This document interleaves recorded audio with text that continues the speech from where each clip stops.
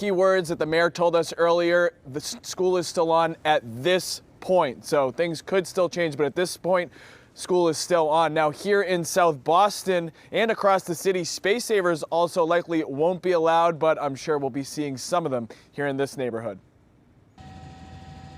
Boston DPW trucks loaded up with salt and sand ahead of a winter storm moving our way.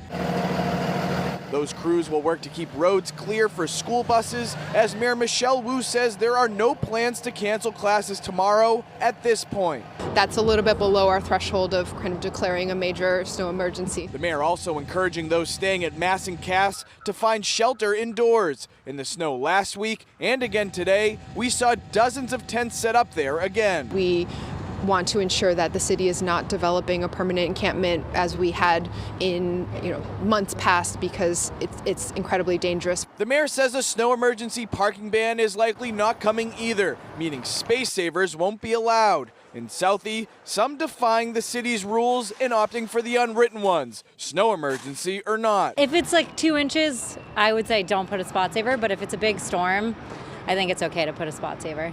What I don't think you should do is, and people do it, they just drive out, don't shovel it, and put a space saver. And they did nothing. Others just staying home altogether. So I'm going to try not to move my car at all. We're not taking the car today, we're taking the bus. Now, as far as the 50 or so people who are living at Mass and Cass, the mayor says they have been offered shelter, but they have turned it down in large part, even despite the incoming snow.